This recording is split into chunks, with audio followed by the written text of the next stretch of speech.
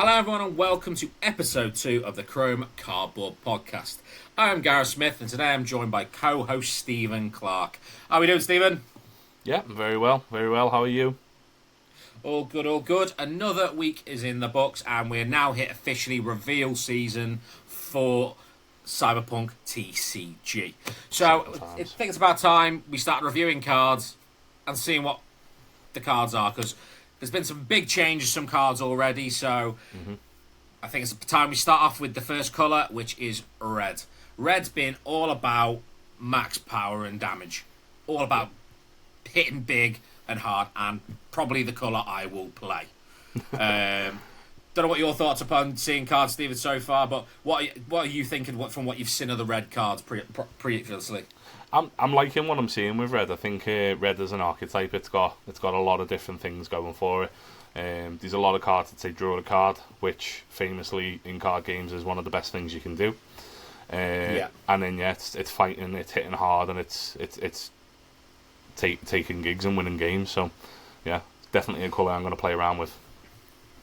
And we know for a fact I will, because end of the day I quite like a deck that's just literally going to cause chaos and it fits my kind of style. So let's start off, obviously, with 100%. So let's start off with the first cards that, to be fair, originally was a legend previously, and we've seen it but it's had a bit of a change to it. So we'll start off with V Street Kid. But a few things I've noticed as well. There's actually, obviously, got the alternative arts, which for whether you want to play as male or female V, which is quite interesting when you think about it, Steve, because in the game, you specify which character you are, so you can actually play as that character. How good is that as a player? It's fantastic. I mean, it does two things. It plays towards the video game, where you can, you're building that character, you get that customization. We're getting that here, but on top of that, also the tabletop game. Like, V is an important character, and V can come in any gender in that world as well. So they're just really paying homage to what Cyberpunk really is, and it's good to see. Yeah, no, it is. And obviously another thing that has kind of been noticed a little bit is the difference between the beta, from what we're seeing so far, and the general retail experience. So it's looking like that the beta cards, to make it easier to spot, will have a B in front of the card number. So in this case, it's B005 compared to the retail version where it's just 005. So that's how we're going to see it. I don't know did they ever say whether they were going to actually put some kind of symbol on as well for beta, didn't there as well? I believe so. Anyone that's pledged, I think the cards that come in the booster boxes, because obviously we get 36 packs in the booster boxes from the pledge, but at retail it'll be 24 packs. So I think there is a different symbol on there just to show that obviously give you that little bit of collectability, I suppose, for backing the Kickstarter. So, and you know what it's like when it comes to card games, how important the collectability side of a card game is. We've seen it with likes of Pokemon. Obviously, you've seen it with One Piece fairly recently. He's had that, and even Lorcana has now entered the world of collectability. So it's interesting that we potentially have that from the get-go here with Cyberpunk. So we'll start off with our first card to review. So it is our first legend. It is a 2-ram legend, 5 cost, with the core ability Trash 3, then add 1 Brain Dance program from your trash to your hand. And it has a Go solo ability. So when you play this legend for its cost as a ready unit, and it can attack this turn. If it leaves the field, remove it from the game completely. And it has got 6 power already. What are your thoughts on this card? This was originally a 4 cost, wasn't it, with 3 power. Yeah. So this has already seen a big change and actually a massive upgrade in my opinion. Because it's still very aggressive. It still supports I want to win the game quickly. Flipping on 5 resources or 5 eddies and then 6 power. 6 power is nothing to be sniffed at in this game from what we can see, because that can easily be buffed up by some of the lower cost equipments and gears that we've already got. So a Mantis Blade automatically makes this an 8, which is just very, very aggressive. But it's the ability for me, the trash 3, get a brain dance back. Obviously, you're digging through your deck, you're finding the pieces you need to win the game. So I think this will definitely see play when it comes out. I'd say the artwork on these are both obviously incredible. I like it. I'm pretty sure it's that Jackie hiding in the background on this one. Yeah, it looks like Jackie's hiding in the back of this one, whereas watching the V male do his thing or hair thing. whereas obviously the male version of it, he's just punching somebody in the face. So Aggressive. Being aggressive, yeah. So we'll move on from that one. We'll now talk about Royce. Mm-hmm. Royce is another legend. Royce Psycho on the Edge. 6 cost, 2 ram. He is a Ganger and a Maelstrom. He's got the Go Solo ability, so he can be played as a ready unit and can attack that turn. And during your turn, this legend has 2+ power for each equipped gear. So he starts on 6, but that can go up significantly. Interesting card, this one for me. We've seen the power of gear already, and obviously Royce was an interesting character in the game itself. What are your instant reactions to this card, and what could you see yourself doing with it? Very powerful. Wants to hit hard. I think this feels like a game ender in terms of like you've got a lot of eddies to spend. You flip Royce out onto the field, and then you just buff him up. A Mantis Blade instantly makes him a 10, so you're already stealing 2 gigs. I think that's the way to play him for me. But obviously, like, he's versatile. He comes out as a 6 cost 6 unit. I mean, that's also nothing to be sniffed at. So yeah, but I think for me, he'd be a game ender. What are your thoughts? What are you thinking about it? What I find interesting is because obviously one thing that obviously they mention on the Cyberpunk's own podcast is if you flip the legend over, you can equip gear to it while it's still technically a resource. So imagine sitting there with Royce threatening, just sat there. Like, how intimidating could that be for your opponent to sit there with this heavily equipped, and they know he's going to attack the turn he comes out. So that is a threat and a half to have sat there on the field waiting for you, isn't it? And that's the thing. It's going to come out. It's going to win games. It could potentially steal 3 gigs in one go.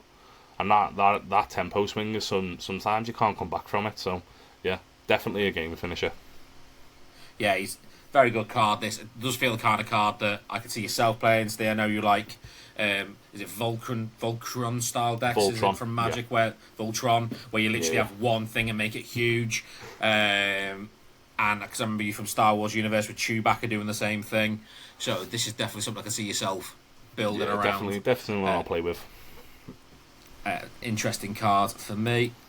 Then we got, this is a new reveal. It only got revealed literally the other day. It is a 9 cost Adam Smasher, End of Legends, 2 ram, Arasaka Mercenary with a Go Solo ability, and then on play defeat a rival unit and comes in with 9 power. This seems very interesting and very late game, Steve. What are you thinking? I'm a big fan of this card. Big fan of this card. I think if we see some like the term obviously in card games is ramp that we see a lot. So if we see some good ways to ramp and get up to 9 before maybe rolling the 5th dice, I think this will be really powerful. I think this will see a lot of play.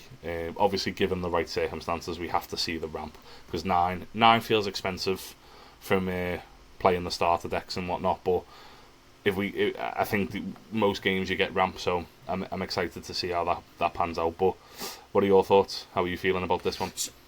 So this one for me does feel like one that could become a brick that stays as just a resource, as an eddy to spend.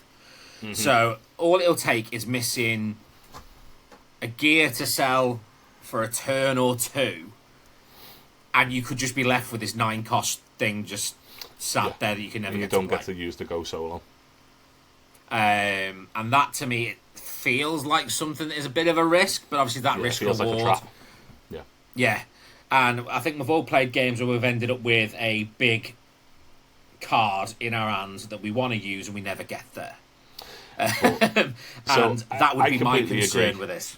Yeah, no, I completely agree. But knowing my playstyle, I do like big flashy cards. I like things that come in and impact the game straight away. So this is definitely something I'm going to try out. I am excited by this card, but you are 100% right. You will have games where you don't see the right sequence of cards. You don't get up to 9 eddies, so you can't flip them. But he looks so good. Yeah, he's so enticing to play. Just to come out, defeat a unit, because you just defeat their biggest thing, and then you're swinging for 9, so you're just taking the tempo. So it just feels good. And bear in mind, obviously, we've all seen other card games as well and seen what happens in those. For example, I think me and you both said before this, obviously, we're both Lorcana players before this, and we both literally said it's like having Maleficent's Dragon, which early on in Lorcana saw a lot of play, but she did have that problem that I mentioned, that you could sometimes just end up with a stuck in your hand, and you're able to. At least Adam stays as a resource, which, to be fair, if he was stuck with Mali's Dragon in that game, she often became ink, therefore resource. So at least Adam starts there, which is one less problem than what we've seen in other card games. So at least he stays as a resource, though, and he's not in your hand, bricking your hand up. That is one positive that I will say from it. But no, interesting card. Not sure it's one that I will want. To be fair, I'll probably play test everything.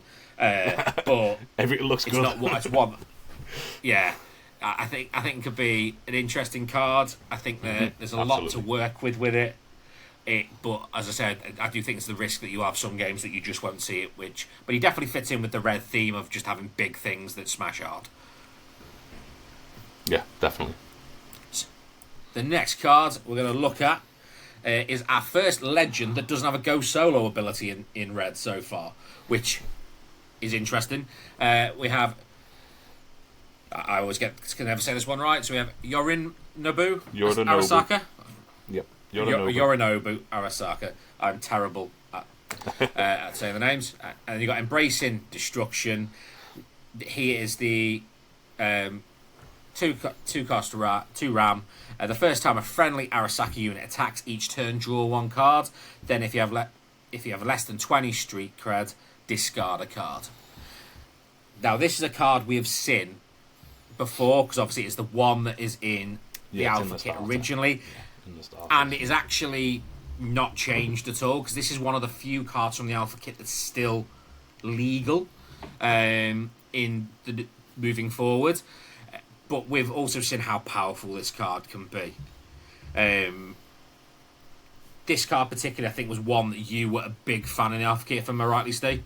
Yeah, I was really enjoying playing with this. I think the Arasaka archetype is definitely something I'm going to be playing early on in the game. Just the ability to cycle through your deck, as we said at the start, card advantage in games is just so important. And from what we've seen with the Alpha Kits, it's the Arasaka clan cares about high street cred. So you're rolling those high dice early, you're increasing the numbers, and then obviously drawing cards as a benefit. So it's definitely a good strategy there. And what I find obviously interesting in the new change in mechanic is the fact that obviously it's the first time an Arasaka unit attacks. But if you're not at that 20 street cred at that point in time, and you have a non-Arasaka unit, if you can attack, take the gig you need to get you above that street cred, and then attack with the Arasaka unit, then you're getting the benefit of this still, and you don't have to do that discard. So that's an interesting line for myself to think about that.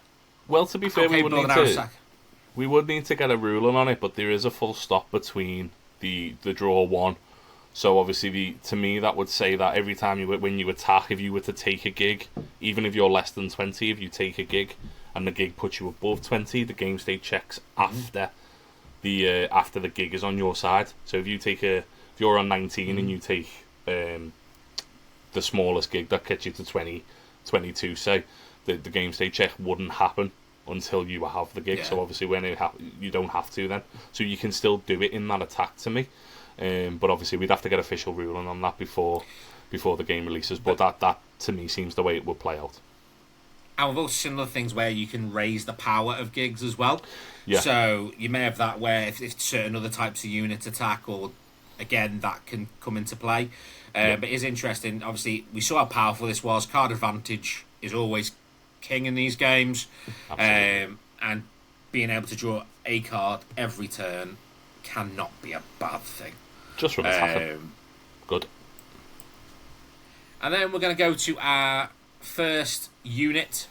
It is a 2 RAM unit, which means you'll be able to play in every red deck, which I think the official term they're using is a splashable cards because it can go in everything. You have a 3 cost sword-wise hustle, and then attack if this unit has 5+, draw 1 card. This has got so much better from its original printing, in my opinion. Yeah, it was just a basic vanilla card previously, wasn't it? Yeah, so it was a 3 cost 5 power, whereas they've lowered the 2 power, but the ability is just fantastic because early on in the game, we play this for 3, attach a Mantis Blades. It's already a 5. Like, you're already doing what it wants to do. So yeah, I'm a big fan. What are you thinking about this one? Yeah, I like it. I think that again, it's a good early aggressive attacker. You get it down if you are on the draw on this, you get it out turn 1. That can't be bad. You get it out turn 1, and then you've still potentially got 1 resource to flip a legend. That sounds a pretty good turn 1 to me. Yeah. I don't know about yourself, but that feels pretty strong. Yeah. So again, and more card draw is always good. It's interesting to see as well that this one, obviously, it's got the Welcome to Night City packs as well. It's got it's card number 19 on the alpha and the beta kits, whereas it actually has a different card number. And now my laptop starts. Oh, there we go. It is number 5 in the starter decks, so it actually has a different card number depending on whether it's alpha. Playing into that collectability. Yeah. Yeah. It's all about having as many different numbers, and you know, like people will want to run one of the alpha, one of the beta, one of the starter deck one. Just showing off that they really cared about the game, and I'm definitely one of them people. I like to have different printings of cards, so it's and having this as a 2 RAM character just means that every Ruby deck, red deck, sorry, not Ruby, every red deck can have this in. Lorcana slipping out there. Every red deck can have this in, which it means that you're going to see it anytime you play a red deck. This is a potential thing you have to keep your eye out for, which I quite like. These cards that are spreadable across any of the units any of the decks that have that leader, absolutely legend in. So very interested. So next one we've got is Kerry Eurodyne, the last Rocker Boy. This one has an exert ability. If you control a gig with 8+ value, draw 2. It is a 1 RAM unit as well, and it is a 5 strength character. Cost 4. Doesn't seem bad to me. Nope. Big fan of this. Big fan. Obviously, you're not going to be using it. Obviously, you can get it out straight away if you are on the draw. But obviously, you've got to have to that stage where you have that 8+ value, so that's got to heavily impact what dice you're rolling early, isn't it? No, absolutely. If your your first turn is to roll the D12, luckily hit above an 8, and this is a great first play. And obviously you can, as we mentioned about the previous card, you could just go, oh well, I haven't rolled the 8, I'll play this instead. It gives you that flexibility in deck building, and as well as like you really play, especially for the red archetype. But what I find really interesting is the samurai keyword. I've not seen that on any of the cards that I've seen so far. So potentially a really good archetype that we could get in the game is samurai. Rocket as well. Obviously we know everyone's favourite character, Johnny Silverhand, so there could be a little bit of synergy there with some of the later cards when they all get revealed. So again, just building up the hype for the game, really. Excited to get these cards in our hands and actually deck build. Yeah, very much agree. And then we then have Meredith Stout. Now, this card has definitely had some changes to it as well. The Stone Cold Corpo.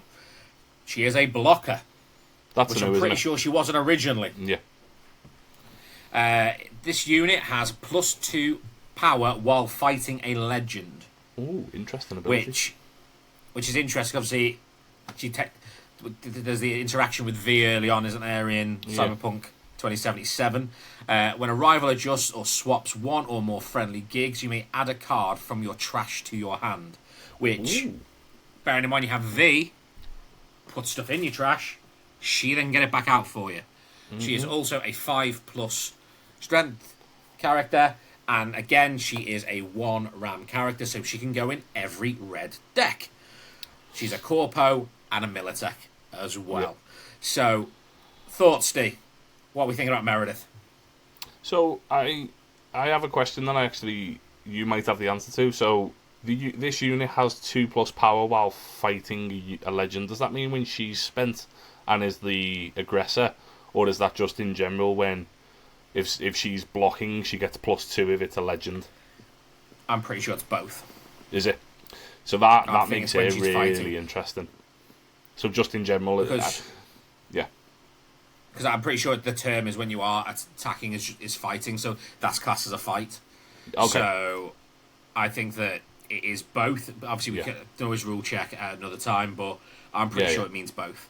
I was thinking that, but I wasn't too sure. So, but obviously, like, these cards have changed, so we're not going to have all of that information as we're looking through these. So it's good to be thinking of each way what way round that is. But yeah, no, I think that ability is fantastic. Again, just one equipped gear on here makes it a real powerhouse, especially as a blocker. And yeah, like, there's a lot of dice manipulation in the game. Obviously, we've seen like Kerry already in the Arasaka, Yorinobu Arasaka. They want to have high gigs, so they're going to be adjusting their dice if they're playing that strategy.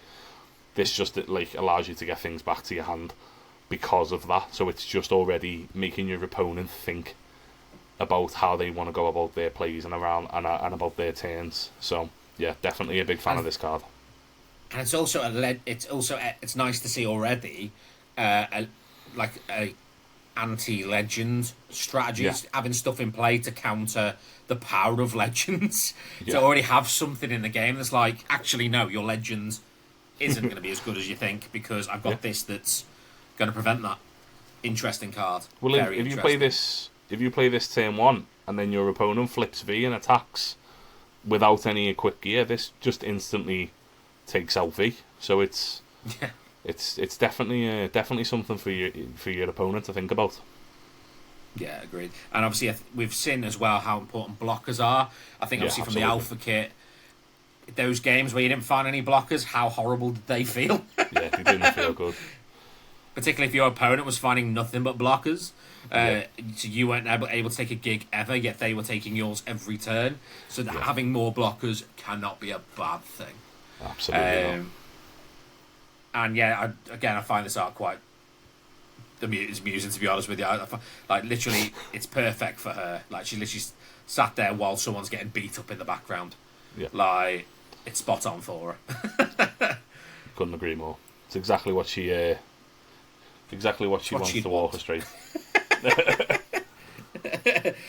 So we also now have another unit. We have El Somberon. I probably butchered that, so I apologise in advance. He is a Ganger. He is a Valentino. He is a 5 cost 4 ram unit. This is the first unit we've seen where you have to have at least 2 red legends for. And then on attack, you may pay 2 eddies. If you do, the unit gains power equal to a friendly gig's max this turn. My word. What do you think about that, Steve? I'm a big fan. You might only ever get to use his ability once, because then he'll go back to being a 4 cost, but at least, like, you know, you can swing big, take a few gigs, if you've got the street cred to do so. So, but yeah, no, I'm a big fan of this card. What are you thinking? Because to be Something fair, you're going to play with? Yeah, well, to be fair, we were fans of this the first time we saw it, and obviously it's changed since. Yeah. It was also, to be fair, an interesting unit originally. Again, it feels so strong. Like, imagine if you roll the D10 and have 10 on it. You'd have 14. Early on in the game as well. You know, 5 eddies, like 5 eddies is only two sellable gear or programs. So, you know, it's not going to be difficult to get out on the field, and it feels like it can really swing games. Yeah, no, I am a fan. Some good early tempo. But it also leaves open that interaction as well. Like, you know, it's got to be done on attack.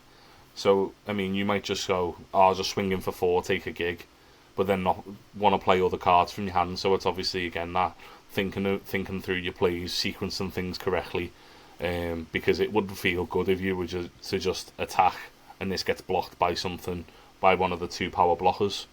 But if you were to get a blocker out the way and then swing big, if your opponent doesn't read the fact that you've got 2 eddies open, that's where this is where the game will feel really good, I think. Yeah. And from what I've seen so far, it seems to be there's a lot of potential sequencing skill elements to a lot of the decks we're seeing. A lot of the cards, it feels quite one that, don't get me wrong, I think that there's an element of this where if you are a beginner to card games that you can still feel like you're doing well because you'll just be able to swing big things and hit. But then there's a lot, from what I've seen, of skill expression in this game where there's sequencing will matter heavily, a lot more so than maybe in other games that I've played. So I think it's quite interesting. This is what I'm definitely going to have to build around. I'd need two Red Legends, which that's going to be so hard for me to do because it's not like I was a fan of Royce already in the V. Yeah, it's not often that you'd play red, so, you know. Yeah. It's not going to be a colour combination I play ever, so, you know, here we go. But yeah, it's an interesting card. One, I'm actually looking forward to play testing. I'm looking to see what else I can build around, because obviously the more equipment and the gear I put on him, the bigger he'll be. So big. Potentially imagine being able to take 2-3 gigs and then him still being sat there with 7-8 like power on him. That's going to be quite hard to deal with. Feel difficult to swing back at you. Couldn't agree more. And then we have Royce, a 5-cost 2 ram, so kind of go in every single red deck. And don't call me Simon, he's a ganger, Maelstrom. When on play, defeat a rival unit with power 2 or less. If you have more street cred than a rival, defeat a with 3 or less. Instead, and he's got 4 power himself. Interesting card this for me. Don't know what your thoughts are, Steve, but we've played many a game where being able to just ping off a unit, bearing in mind a lot of the blockers we saw previously, obviously we haven't reviewed any blockers yet, a lot of them were 2. Mm-hmm. So being able to put this down, burn out a blocker straight away, get it off the field, and then swinging your big unit in to take multiple gigs feels pretty strong to me. What are your thoughts on this kind of card? I mean, it really leans into the aggro strategy for me. Only having that 4 strength, like the 4 power, you want to take something out early game and then get swinging. So yeah, definitely an early game card. Not something I think I would lean towards. I think there's definitely other cards out there that I am more interested in playing, but I can definitely see the versatility of it. I like the street cred boost. Yeah, I think, you know, going from 2 to 3 could actually be really like important in certain games. But yeah, you know, just take, as you said, just the versatility to take out the blocker, swing in, take a gig, put a blocker, maybe have a blocker down yourself. Yeah, just defend what you've got. So, I mean, definitely will see play in my opinion, but not something that I'm probably going to play around with too much. And an interesting one for me is obviously the fact that I think originally when we first saw this card, it hit a lot more things. Yeah. Whereas now it doesn't feel like it hits anywhere near the volume it originally did. Yeah, I think we looked at Kerry. We looked at the alpha kits. Well, the alpha kits, but even also like the original version of cards, I think Kerry was only a 3, and he's increased to a 5 now. So Yeah. you can't even take out like those utility pieces as easily. But we don't know if we're going to see ways to like lower power. Maybe there's some abilities out there to say give a rival unit X minus power, and then obviously you can then play Royce on top just to take that out. Definitely a great utility piece, but as I say, doesn't feel as strong for me until we see what he can combo with. But yeah, very much agree. But as I say, we've seen in other games though, being able to have this spot removal of lower strength stuff and power stuff can be very impactful. So definitely going to be interested to see what. And there will be people out there who will look at this card and instantly be like, I know exactly what I'm doing with that. So I'm curious to see what people build with it. So for me, it is a card that I will probably play test more than you, but it is one that I'm definitely curious to try. Let's now move on to another unit that we know fairly well from the Alpha Kit. A 7-cost, 2 RAM unit, Minotaur. Is an Arasaka drone Militech, and if you have more street cred than a rival, defeat a unit with 5 power or less. And 9 power himself. What are we thinking, Steve? So, instantly, it's increased from 6 to 7. Which you would think would make that a lot worse. But the fact that it now reads if you have more street cred than a rival, rather than if you have 7 street cred, I believe it was, or maybe 9. I actually think the 1 extra resource, or the 1 extra eddy, for the change of the wording of on the street cred, I think is much better. Again, this is a card that I would definitely use. Like, as I say, it takes out all those utility pieces that we've already seen in terms of like Meredith Strauth and Kerry. So these come in, take away their important piece, and then you then sat there with the 9 strength unit. So you get in when you get to swinging, it's going to be taking gigs and changing the tempo of the game. So yeah, I'm definitely still a fan of this one. And bearing in mind, you link it with a legend as well, and you draw a card. And it's going to be so easy to steal a second gig with this thing. Yeah. It's just a powerhouse, isn't it? It is. It is a powerhouse. Feels that way. It felt that way in the starter decks. It feels that way still. So yeah. I'll be honest. In the starter deck, whenever that came out versus me, instantly I was like, "Oh, here we go." So I still think it's going to be like that now. Yeah. And bearing in mind, wasn't V 5 power? The legend? What was 6? There's a lot of legend. There's Visa 6. There's a lot of characters in this we've seen so far that's 5 or less though. Yeah. The one we were both excited about, El Sombrero. He's only a 4. So this instantly comes out and again takes away their utility piece, takes away their big attacker, and you're then sat there with a 9 powered unit ready to swing back. So yeah, big fan of it. Yeah. And then we have Mantis Blades, something that, as we've mentioned a few times, it's a 1 cost, 1 RAM, sellable card. You can equip it to a friendly unit or a face-up legend, and it gives +2 power to that unit. Attach this to your Minotaur we've just seen. Say 2 gigs. Easy.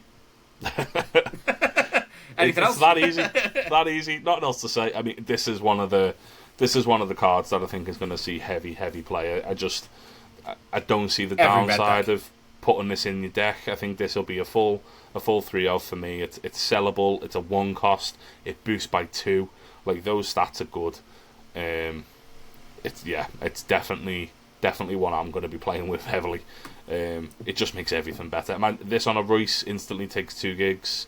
The Go Solo Royce. This on the El Sombrero you can hit so hard. Like, I don't see the downside of playing this card at all. No, it's sellable, and we need sellable stuff as well. Yeah. So you have to play a full complement, because if you have to sell one of them, you want to see it. You want to make sure you see one that you can equip later on. So Yeah, 100% for me. It's an auto include in every red deck.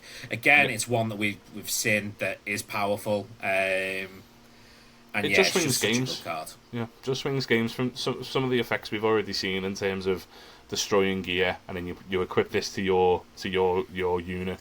Then you swing in, take out their unit, and you're sitting there with a huge unit, thinking, if they can't answer this, I'm just going to take over the game. So, yeah. And more importantly, it saves me El Sombrero versus that Royce that we mentioned. Not Royce. It saves me from that Minotaur from earlier. So at least I get to do my utility thing. At least I get to take a ton of set my power over to take 2 gigs. So end of the day, it saves me from that, and also it's potentially something you can use to get some of your other stuff away from the Royce levels. Like equip this to your blocker, protect it from Royce. Like I can't think of that as being a bad thing. But yeah, so it is interesting, and it's one that I say it's going to be. I think it's an auto include and auto max of as well. Definitely agree. Every red deck I can see running this. 100%. Then we have Satori, the Sword of Saburo. It is a 2-cost, 1 ram, which means it can be used across all the red decks. Sellable. You can equip it to a friendly unit or face-up legend, and when this unit wins a fight against a rival, draw 1, and gives +2 power. What are we thinking about this sword to attach to a samurai, potentially? Yeah, no, it feels good. I think 1 extra cost for the extra line of text of saying when it wins a fight against the rival, draw a card. I mean, yeah, I think it's just... I don't think it's an upgrade on Mantis Blades, but I definitely could see this being maybe a 2 of. But again, it's sellable. We don't know what other sellable cards we're going to see, so, definitely going to see play. Because imagine this early game on the, the Swordwise Hustle. So, yeah, you play that out makes that turn 5. Makes that 5 instantly. If it kills a unit, you draw 2 cards. Feels good. So you're already getting that advantage. Just getting that card advantage early in the game. So yeah, I think it's the 1 extra cost does you will feel it. Obviously with the change of paying 1 Eddie to flip a legend. If you were to play a Mantis Blade, you don't get the draw the card ability, but you may want to be able to pay the 1 to flip a legend, and you get the Arasaka. So then you can draw the card off that anyway. It depends on the sequencing of the game, and that, as we mentioned before, that's where we're going to see the skill in the game. So yeah. Definitely one that's going to see play though, 100%. And that's the thing, as we mentioned earlier, obviously it's sellable as well. Obviously, I know all gear is and all programs are, but obviously you need ones that are going to have impact. And as you say, it's equipping it to that unit that early on. What was the unit called? Mine's gone blank now. Swordwise Hustle. Yeah, if you attach it to say the Swordwise Hustle, for example, as you mentioned, draw those 2 cards, and I say just put your opponent on the back foot, doesn't it? Yeah, drown your opponent card advantage, which cannot be a bad thing. No. And then we have All Is Lost, a 1 cost 2 ram, so it can go in every red deck. Sellable, trash 3, add a unit from amongst them to your hand. So it's specifically units. So you won't be able to add a program or a gear this way. So if you were running a heavy gear based or program based deck, this could be a risk.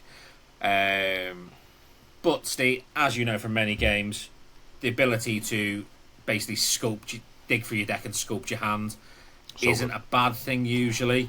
What do you think about All Is Lost?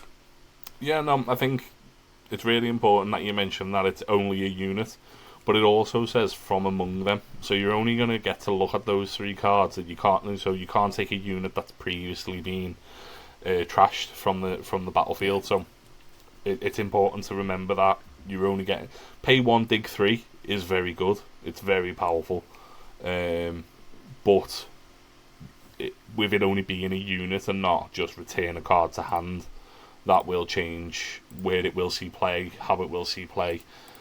Because obviously when we're constructing decks, that's when we get to build around things like this, as you mentioned. If we're going for a heavy gear build, we're not going to want to play something like this, because we want to be able to find the gear and not put them all in the bin without getting it back. So yeah, the only good things, obviously, if you pair this with the Street Kid, you've also got the ability that you can take something out of your trash. You can trash 3, can't you, and take something out of your trash and put it back in your hand. So if you are losing that brain dance program you desperately want, you can get that back that way, because you can get it back that way. So that reduces the risk a little bit. But if it's your Mantis Blade, and that's gone unless there's something else you've got that goes digging for you. But yeah, being able to particularly take a card that like a unit at that point in time, it's usually quite powerful because you're getting to choose specifically. But you know how it could be. I mean, on the face of the card, like pay 1, draw, like pay 1, dig 3 cards is very good. It is very good, and especially if we're going to see some trash based strategies, then I mean this will see a lot of play. Being sellable as well is just fantastic. But yeah, no, I it's just, I think it only fits into certain archetypes. I mean, if you're going for heavy gear, then maybe not. But yeah, definitely a good card overall. And our last red card of the day we're going to be talking about is Carnage at the Colosseum. 6 cost, 3 ram, so you need 2 red legends. Sellable, it is a brain dance program, and it is an extreme classification. The only one of these we've seen so far, I think. And then play this program for 1 less Eddie for each friendly gig with +8 value to a minimum of 1. Defeat a rival unit with less power than a friendly unit. So you get your Minotaur down. The previous and then kill anything. And basically kill everything.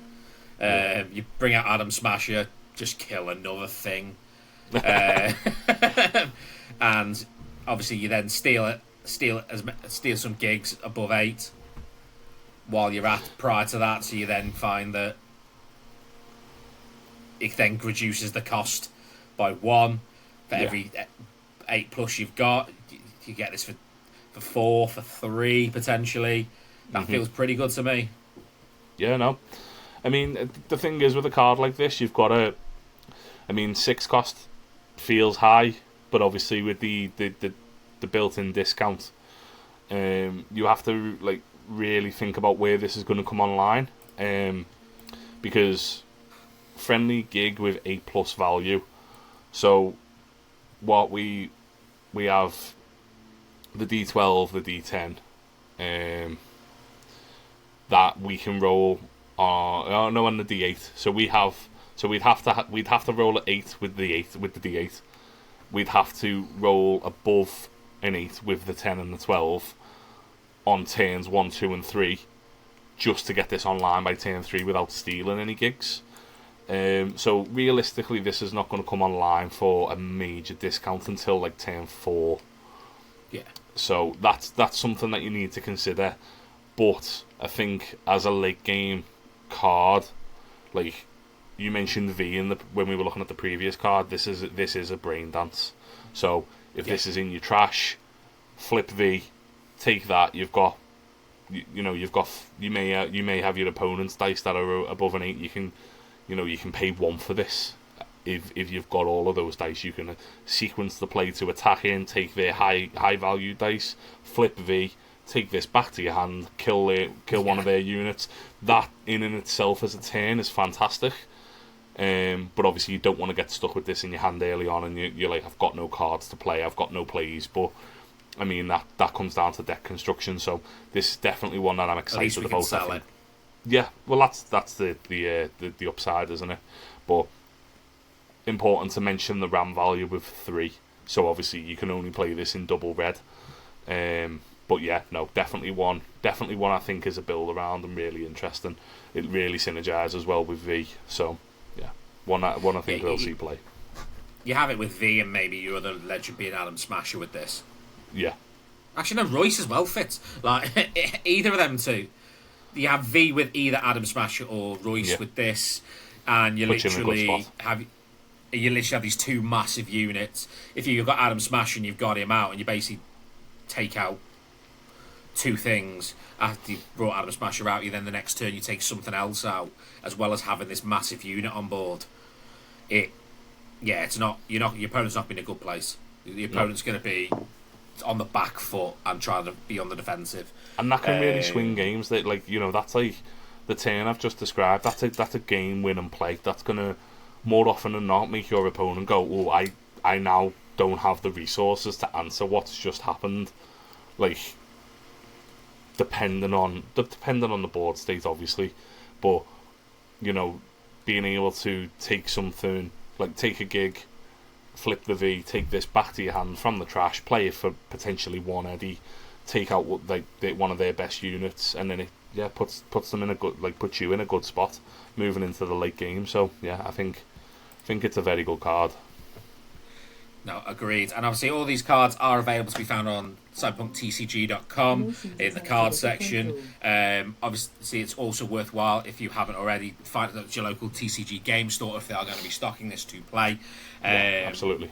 Obviously that is literally the red cards all done we've got for now. There will be reveals, keep going from here on in.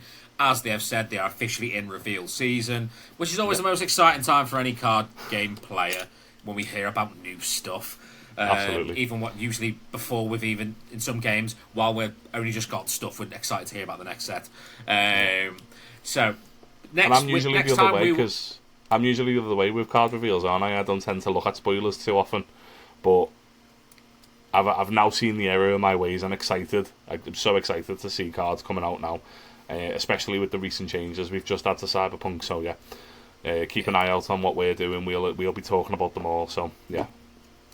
And obviously make sure you follow us on everything, whether it be TikTok, YouTube, Twitter, everything, wherever you get your content. Also available on Spotify, Spreaker, and many other platforms.